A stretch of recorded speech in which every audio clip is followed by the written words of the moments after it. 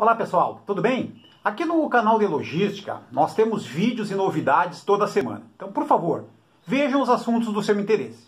No vídeo de hoje, nós vamos falar sobre os KPIs, ou indicadores de desempenho, como são conhecidos, né? O que são os KPIs, para que eles servem, né? E como utilizar os KPIs na operação. Então, na descrição do vídeo nós vamos deixar um link com outros vídeos aqui do canal que falam sobre assuntos relativos aos indicadores de controle, aos indicadores de desempenho, principalmente nessa época de final de ano, em que os orçamentos estão sendo finalizados e os indicadores eles vão estar sendo formatados aí para o ano que vem. Então a gente vai fazer uma introdução falando um pouquinho do que são, né, o que é os KPIs. Depois vamos falar sobre esses KPIs, vamos dar alguns exemplos de KPIs dentro da operação logística.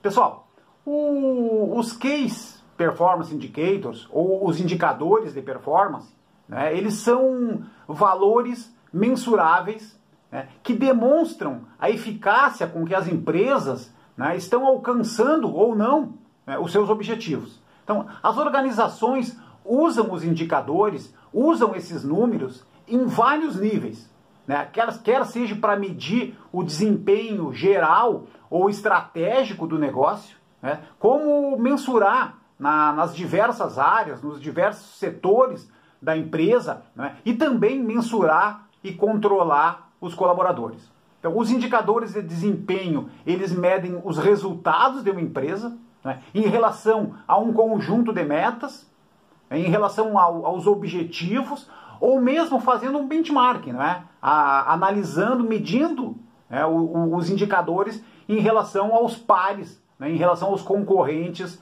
do setor.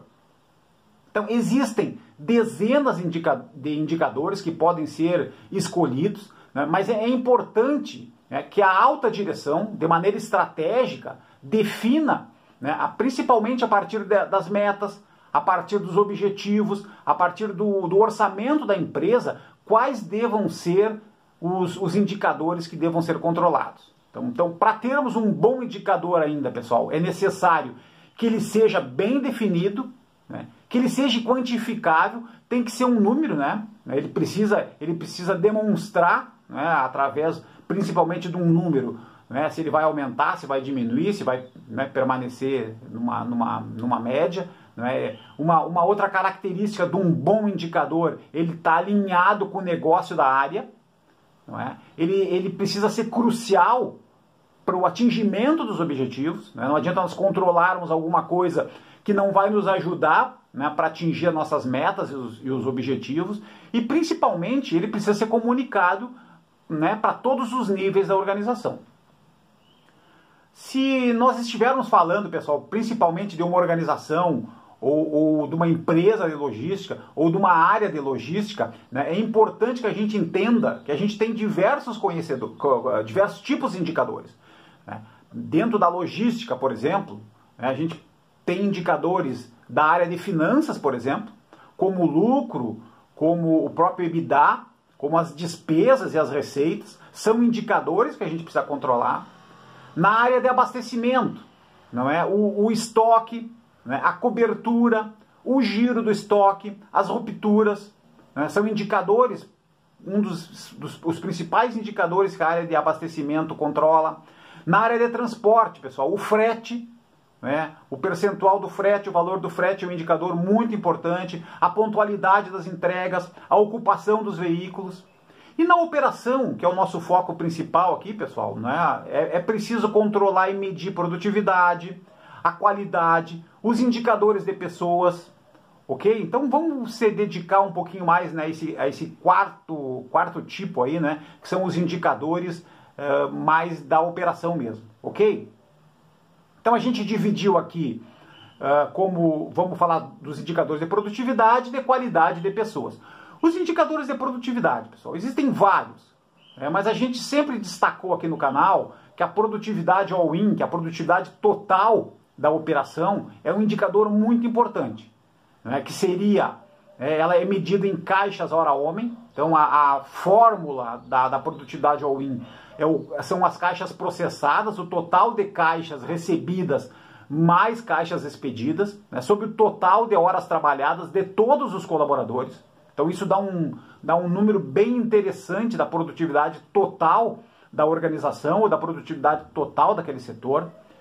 Um outro indicador, né, nós podemos pegar dentro da operação, quer seja no recebimento, na armazenagem, na separação ou na expedição, podemos medir também essas áreas. Então a gente dá exemplo aqui, pessoal, do recebimento, por exemplo. Produtividade do recebimento, a gente pode calcular o custo total do recebimento, aqui custo financeiro, como salários, como aluguel de máquina, se ocorrer, mão de obra terceirizada, se ocorrer dentro do recebimento. Então, o total de custo sobre os itens recebidos no período.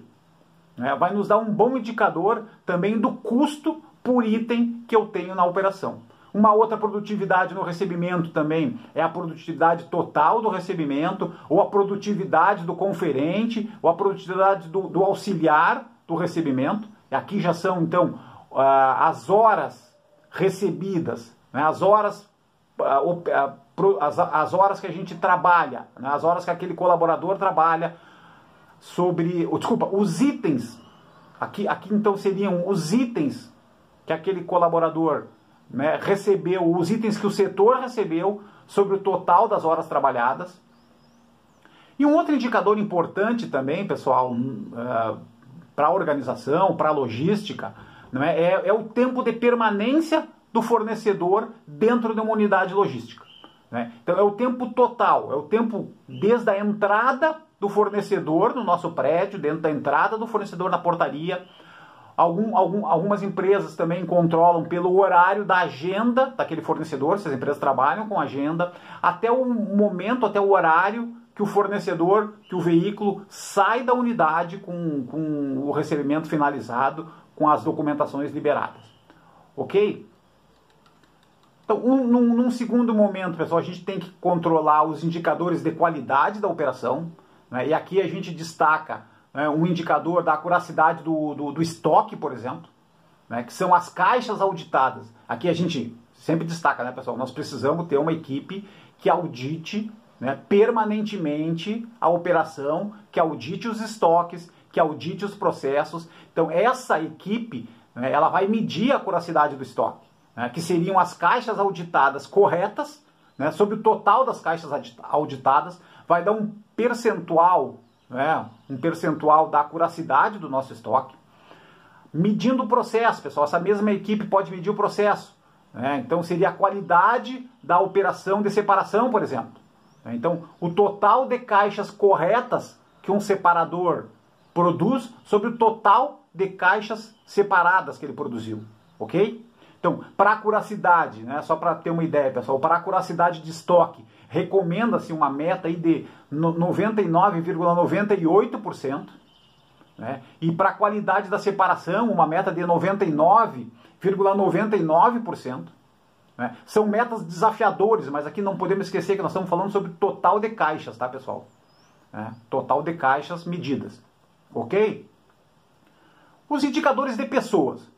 Nós temos dois indicadores importantes que devem ser controlados, devem ser medidos em qualquer empresa, em qualquer operação, que é o turnover, que seria o total de colaboradores que saíram da empresa, do setor naquele período, sobre o total de colaboradores que trabalham.